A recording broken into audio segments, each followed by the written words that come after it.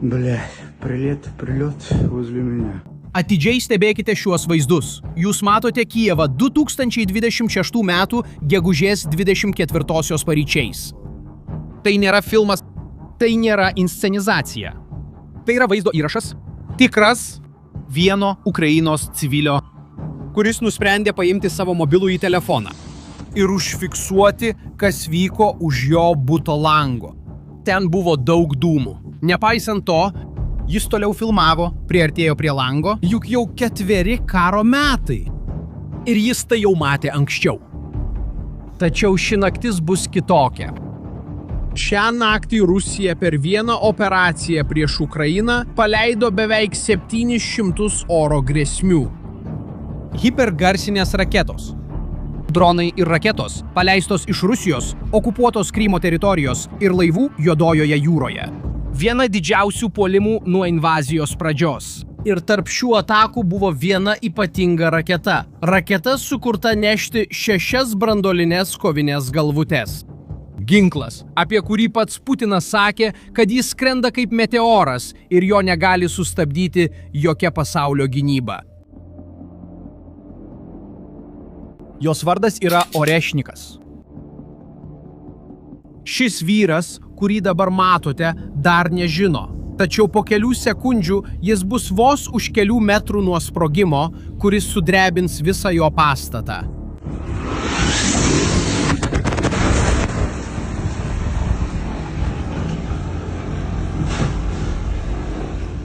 Ir labiausiai trikdantis šios nakties dalykas nebuvo sprogimas, o tai, kur Putinas nusprendė nukreipti Orešniką. Orešnikas yra vidutinio nuotolio balistinė raketa.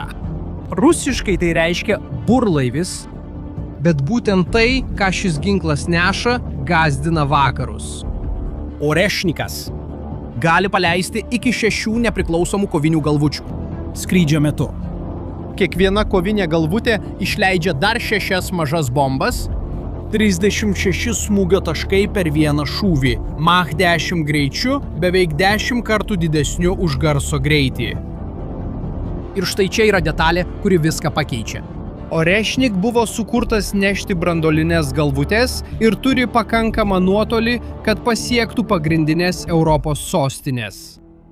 Berlynas, Varšuva, Paryžius, Londonas. Rusija naudojo Orešnik 3 kartus prieš Ukrainą. 2024 m. lapkritį prieš Dnipro, šių metų sausį prieš Lvivą ir dabar, gegužės 24 dieną, prieš Bilą cerkvę. Kijevo regione kiekvienas panaudojimas vis arčiau sostinės, kiekvienas panaudojimas vis arčiau civilių. Ir visada sulaukia tokios pačios vakarų reakcijos. Smerkiama, bet nieko nedaroma. 3 Orešnik, 3 pasmerkimai, 0 pasekmių. Bet palauk, kol pamatysi, į ką Putinas iš tikrųjų smogė tą ankstyvą rytą, nes Rusija pasakė vieną dalyką pasaulyje, o padarė visiškai ką kitą. Rusijos gynybos ministerija teigė, kad raketos smogė karinio valdymo ir kontrolės taikiniams, oro pajėgų bazėms ir kariniai pramoniai ir užtikrino, kad ne vienas civilinis taikinys nebuvo atakuotas. Tai buvo tai, ką sakė Rusija, dabar pažiūrėkite, ką Rusija padarė. Černobylio nacionalinis muziejus, esantis Podilo rajone, buvo sunaikintas tiesioginiu smūgiu. Muziejus buvo atidarytas iš naujo vos prieš kelias savaitės. 1986 m. branduolinės katastrofos 40-osioms metinėms. Ukrainos užsienio reikalų ministerija, suprojektuota 1939 metais, pirmą kartą nukentėjo nuo Antrojo pasaulinio karo laikų. Išgyveno nacių okupaciją, neišgyveno Putino nakties. Nacionalinė filharmonija, Kijevo opera, Nacionalinis dailės muziejus. Katalikų vienuolynas 4 valandą ryto buvo pataikyta į mokyklą, kurioje slėpėsi žmonės. 3 rusų raketos taikėsi į miesto vandens valymo stotį. Ne viena iš jų nėra oro bazė, ne viena nėra karinis štabas, tačiau ne viena Rusijos valdžios institucija neatsiprašė. Vakarai sureagavo, Makronas pareiškė, kad Putino karui atėjo galas. Kaja Kalas tai pavadino kyčiniu branduoliniu neapdairumu. Von der Leyen pažadėjo daugiau paramos Ukrainos oro gynybai. Europos užsienio reikalų ministrų susitikimas Buvo sušaukta po kelių dienų. vienintelį konkretų veiksmą atliko Lenkija, kuri viena pati pakėlė naikintuvus į orą be kolektyvinės koordinacijos. Tačiau kol Putinas naikino muziejus Kijeve, niekas nekreipė dėmesio į tai, ką Ukraina darė kitoje pusėje. Ta pačią naktį Ukrainos specialiosios pajėgos smogė terminalui. Tamanavtogas, pietų Rusijoje. Šis terminalas eksportuoja 20 milijonų tonų naftos per metus, tai yra vienas pagrindinių šaltinių finansuojančių karą. Novorosijsko karinio jūrų laivyno bazėje buvo pataikyta į 2 Rusijos laivus. 3 dronų valdymo postai buvo sunaikinti – Belgorode, Donecke ir Kurske. Ir už 200 km nuo Maskvos Ukrainos specialiosios pajėgos padegė strategiškai svarbę dujų stotį. Kol Rusija atakavo muziejus, Ukraina naikino karo logistiką. Putinas degino atmintį, Zelenskis degino rusiškų degalų baką. Tai yra didysis skirtumas. Ir čia kyla klausimas, kuris yra visos šios istorijos pagrindas. Kodėl Putinas paleido raketą?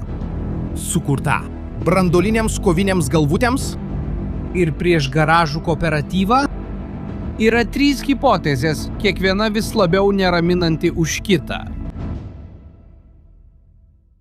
Pirmoji buvo netikslumas. Techninė analizė rodo, kad Urešnikas atsisakė tradicinių tiksliųjų raketų tikslaus nukreipimo sistemos. Paprasčiau tariant, jis nėra tikslus. Kai kovinės galvutės atsiskiria, jos nukrenta bet kur, tai reiškia, kad Rusija paleidžia branduolinius ginklus į miestus, nekontroliuodama, kur jie nukris. Antrasis variantas buvo būtent tai, ką Rusija sakė. Kariniai taikiniai, bet jokie nepriklausomi šaltiniai. Nerado ten jokio sunaikinto karinio taikinio. Rusijos vadovavimo ir valdymo centras, remiantis įrodymais, buvo garažų angaras. Trečiasis dalykas – tai buvo tyčia. Tai yra labiausiai priimtina versija tarp vakarų analitikų. Taikinys niekada nebuvo karinis, taikinys buvo vakarai.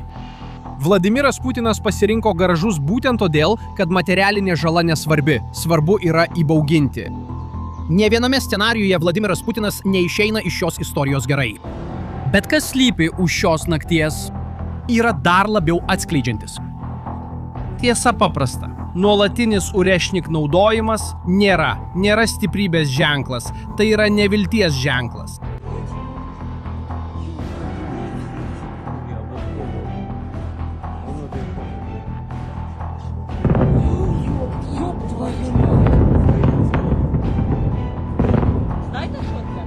Pažiūrėk, kas vyksta mūšio lauke.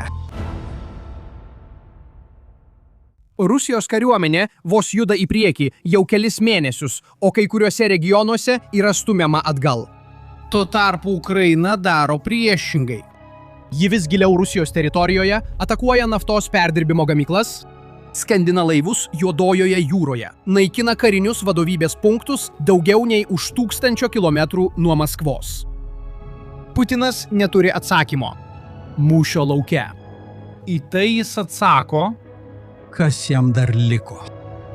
Spektaklis – pergalės vaizdai.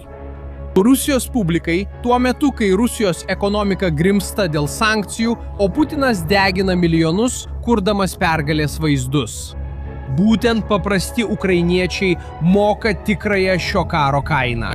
Griuvėsiuose, ten, kur anksčiau buvo namai, tyloje, ten, kur anksčiau buvo balsai, šeimose, kurios daugiau niekada nebebus visos.